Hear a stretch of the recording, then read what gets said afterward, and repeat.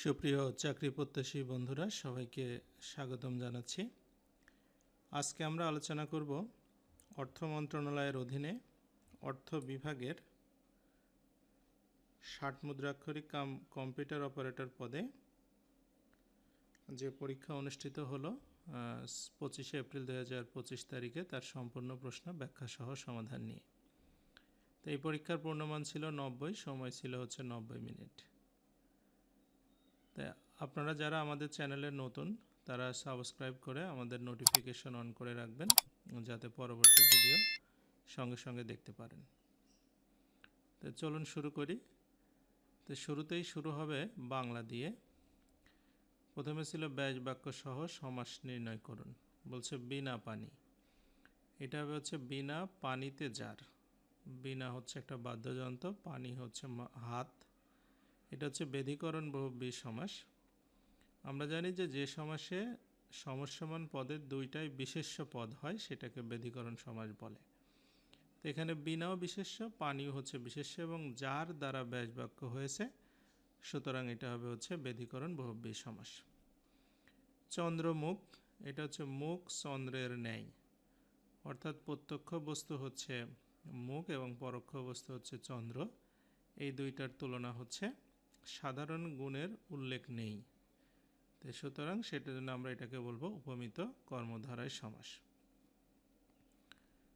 এরপরে বলছে দেশ সেবা, এটা হচ্ছে দেশের সেবা, ষষ্ঠী তৎপুরুষ সমাস। পূর্বপদে ষষ্ঠী বিভক্তি লোপ পেয়ে যে সমাস হয় তাকে ষষ্ঠী তৎপুরুষ সমাস বলে।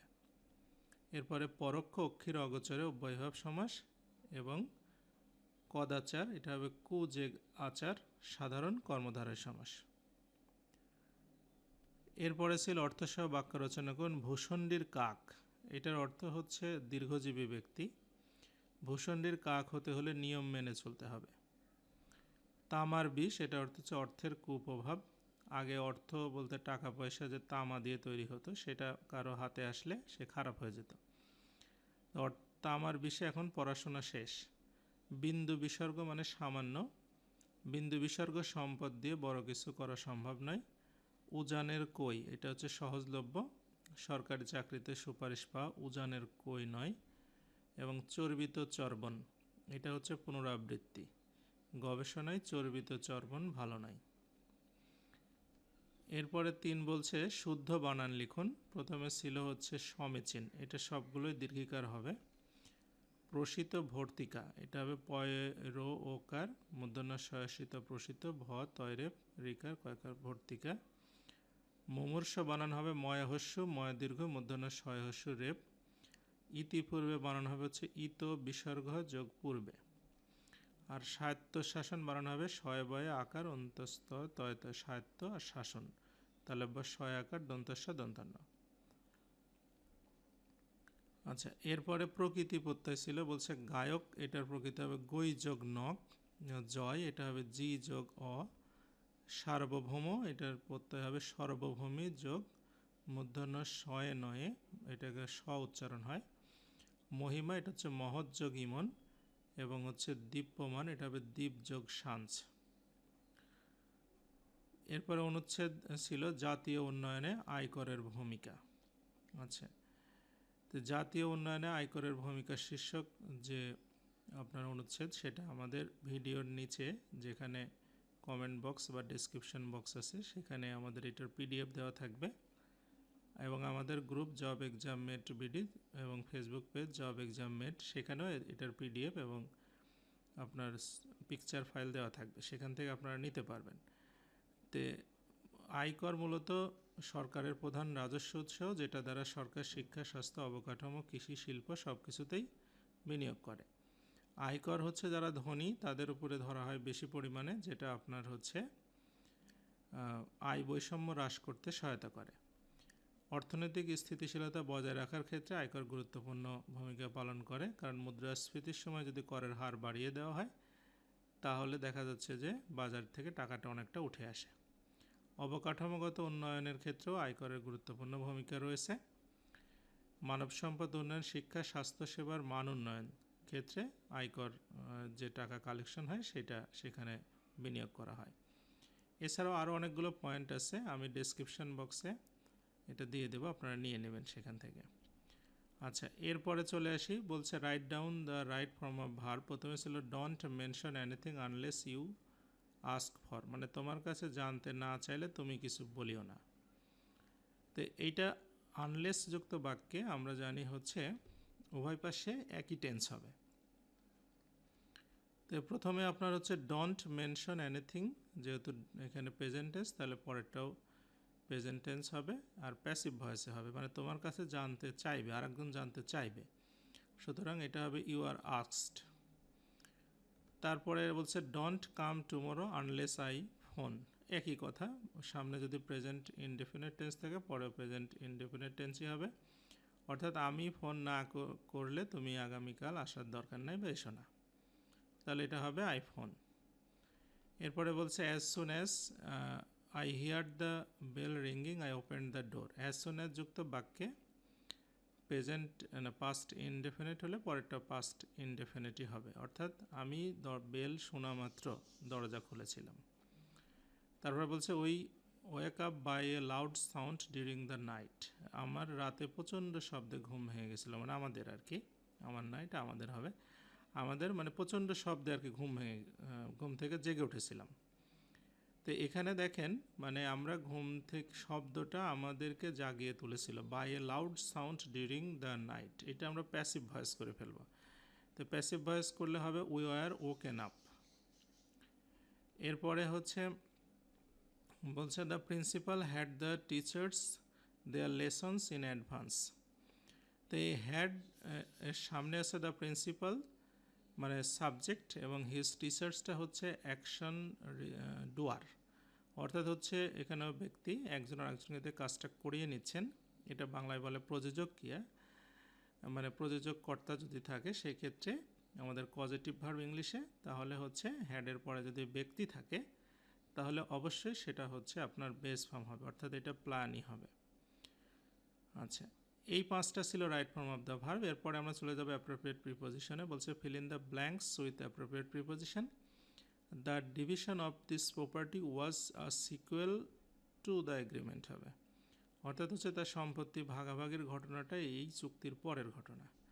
তারপরে his behaviour doesn't অ্যাক্রোড his stated principles, মানে সে যে নীতি নিয়ে চলে তা আচরণে সেটা প্রকাশ পায় না বা আচরণ তার সাথে মিলে না, অ্যাক্রোড উইথ হবে। তারপর হচ্ছে আই কান্ট কনসিভ সাস ক্রুয়েলিটি, এরকম ধরনের নিষ্ঠুরতা আমি সহ্য করতে মানে পারি না, এটা হবে কনসিভ অফ। তারপরে he is no match me, এটা ম্যাচ ফর মি। তারপরে হচ্ছে এটা এই নাম্বারটা যেটা ছিল, বলছে the parliament invested the organisation dash the judicial authority, এটা হবে উইথ জুডিশিয়াল অথরিটি। এরপরে চলে যায় হচ্ছে আর ট্রান্সলেশন ছিল। প্রথমে বলছে ঐশ্বর্য দীর্ঘদিন থাকে না, এটা হবে হচ্ছে wealth does not last long. গোলাপ সুগন্ধি ফুল, রোজেস আর ফ্র্যাগনেন্ট ফ্লাওয়ার্স। অনেক জায়গায় আছে ট্রান্সলেশন আর rose is a fragrant flowers. তো এখানে আমরা গোলাপ জাতীয় যে ফুলগুলো রয়েছে, সাদা গোলাপ, লাল গোলাপ, কাঠ গোলাপ, এরকম গোলাপের কথা বলছি। তো এটা আমরা কমন নাউন হিসাবে যদি আমরা এখানে ইউজ করি তাহলে রোজেস আর ফ্র্যাগনেন্ট ফ্লাওয়ার্স। এরপরে চলে আসে আমরা কাজ নিয়ে থাকি, উই মিন বিজনেস। সে আমার মনের মতো লোক, he is a man after my heart. After one's own heart, এটার অর্থ হচ্ছে যে কারো মনের মতো বা পছন্দ মতো। তারপরে সে বড় শক্ত লোক, এটা হচ্ছে he is a hard nut to crack. Hard nut to ক্র্যাকের অর্থ হচ্ছে শক্ত লোক, যাকে মানে আপনার দমানো খুব কঠিন। এরপরে চলে আসি হচ্ছে change the voice of the following sentences. প্রথমে ছিল নেভার টেল এ লাই, এটা হবে let not a lie ever be told. তারপরে he is said to be very rich, এটা হবে হচ্ছে people say he is very rich. Nobody knows him here, তাহলে হিমটা সামনে সাবজেক্ট হবে, অর্থাৎ he is known to nobody here. এবং প্যানিক সিজড মি, এটা হবে I was seized with panic. এবং হি ডাইড অফ ফিভার, এটা হবে হচ্ছে fever caused to him death. এরপরে বলছে write a short paragraph on the prospect of artificial intelligence in Bangladesh. বাংলাদেশে আর্টিফিশিয়াল ইন্টেলিজেন্সের প্রসপেক্ট নিয়ে আমি একটা লিখেছি অবশ্য, এবং এইটার পিডিএফটা আমাদের নিচে ডেসক্রিপশন বক্সে দেওয়া আছে, অ্যাজ ওয়েল অ্যাজ আপনারা আমাদের গ্রুপের মধ্যে পেয়ে যাবেন, জব এক্সাম মেডি গ্রুপ আছে, সেখানে পেয়ে যাবেন। ইংরেজি এখানে শেষ হচ্ছে, এরপরে গণিত শুরু হবে। তো গণিত আমরা বিস্তারিতভাবে সমাধান করার চেষ্টা করব। প্রথম গণিতটা ছিল যে একটি নৌকা স্থির পানিতে ঘন্টায় 8 কিলোমিটার যেতে পারে। স্রোতের প্রতিকূলে 8 কিলোমিটার যেতে নৌকাটির 4 গুণ সময় লাগে। স্রোতের অনুকূলে 70 কিলোমিটার যেতে নৌকাটির কত সময় লাগবে? আচ্ছা, তো প্রথমে আমরা দেখি স্থির পানিতে নৌকাটি যেতে পারে 8 কিলোমিটার। এর অর্থ নৌকার গতিবেগ 8 কিলোমিটার। এখন যখন প্রতিকূলে যাবে তখন 8 কিলোমিটার যেতে 4 গুণ সময় লাগবে, মানে আগে 8 কিলোমিটার যেতে 1 ঘন্টা লাগতো, এখন লাগবে 4 ঘন্টা। তাহলে বেগটা কত হবে? প্রতিকূলে বেগ হবে আপনার 8কে যদি আমরা 4 দিয়ে ভাগ করি, অর্থাৎ 2 কিলোমিটার প্রতি ঘন্টা। এটা প্রতিকূলে বেগ। তাহলে আমরা জানি প্রতিকূলে বেগ মানে নৌকার বেগ থেকে স্রোতের বেগ বিয়োগ করতে হয়। এটা সমান সমান 2 কিলোমিটার। তাহলে নৌকার বেগ যদি 8 কিলোমিটার হয়, তাহলে স্রোতের বেগ আমরা ইজিলি পেয়ে যাব 6 কিলোমিটার। তাহলে আমরা নৌকার বেগ পেয়ে গেলাম 8 কিলোমিটার, স্রোতের বেগ পেয়ে গেলাম 6 কিলোমিটার। তাহলে যখন আমরা অনুকূলে যাব তখন স্রোতের অনুকূলে বেগ হবে আপনার এই 8-6 যোগ করলে আপনার 14 কিলোমিটার। তাহলে 70 কিলোমিটার পথ যেতে অনুকূলে সময় লাগবে 70কে আমরা যদি 14 দিয়ে ভাগ করি, তাহলে পাবো 5 ঘন্টা। এই উত্তর হবে 5 ঘন্টা। এর পরের প্রশ্ন বলছে যে একটি শার্ট ও একটি প্যান্টের মূল্য 525 টাকা। যদি প্যান্টের মূল্য 10% এবং শার্টের মূল্য 5% বৃদ্ধি পায়, তবে ওগুলো কিনতে 568 টাকা 75 পয়সা লাগে। প্রতিটি শার্ট প্যান্টের মূল্য কত? তা আমরা মনে করি যে একটা শার্টের মূল্য আপনার X টাকা, আর প্যান্টের মূল্যটা আমাদের যেহেতু টোটাল 525 টাকা, তাহলে XY টাকা যদি আমরা ধরি, তাহলে আমাদের সহজেই দুইটা যোগ করলে আমরা পেয়ে যাব 525 টাকা। হ্যাঁ, তো এটা 1 নং সমীকরণ। আলাদা করেও করা যায়। এখন দেখেন যে প্যান্টের মূল্য যদি 10% বৃদ্ধি পায়, শার্টের মূল্য 5% বৃদ্ধি পায়। তাহলে শার্টের মূল্য বৃদ্ধি পেলে এক্সের সাথে 1.05x হবে, আর প্যান্টেরটা 1.10y হবে, কারণ একের উপরে যাবে যে 568 টাকা 75 পয়সা। এই যে দুইটা সমীকরণ, এই আমরা যদি এখন সমীকরণ 1কে যদি 1.10 দিয়ে গুণ করে 2 থেকে বিয়োগ করে দিই, তাহলে আমরা মানটা পেয়ে যাব। তাহলে 1.10 দিয়ে গুণ করলে এটা হবে 1.10x প্লাস 1.10y, আর এটা যদি বিয়োগ করে দিই 1.5 মাইনাস 1.10y, এটা 577.5 হবে 525কে 1.1 দিয়ে গুণ করলে। তাহলে আমাদের এখানে থাকছে আপনার 0.05x ইকুয়াল টু 8.75। তাহলে এক্স এর মানটা হবে 175 টাকা। তার মানে আপনার শার্টের মূল্য 175 টাকা, আর বাদ বাকি যে টাকাটা থাকে অর্থাৎ প্যান্টের মূল্য, তাহলে 525 থেকে 175 টাকা বাদ দিলে 350 টাকা। তো এইটাই উত্তর। শার্টের মূল্য 175 টাকা, প্যান্টের মূল্য 350 টাকা।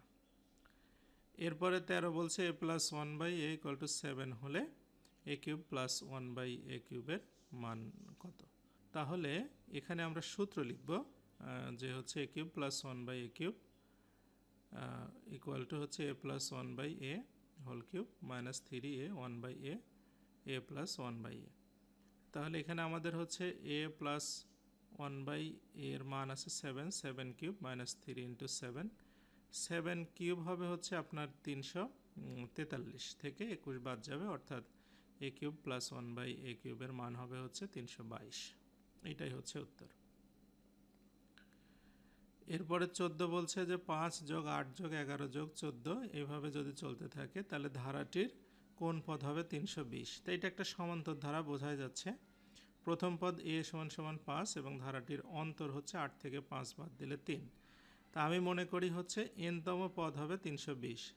তাহলে a + n-1 d = 320। এর মান বসাই দিলাম 5, d এর মান 3, আর 1 তো আছে এখানে, তাহলে 5 বিয়োগ করে দিলে 320 থেকে 315 হবে। 315কে 5 দিয়ে যদি আমরা ভাগ করি, তাহলে 105 হবে। 105-এর সাথে 1 যোগ করলে 106 হবে, অর্থাৎ ধারাটির 106তম পদ হবে 320।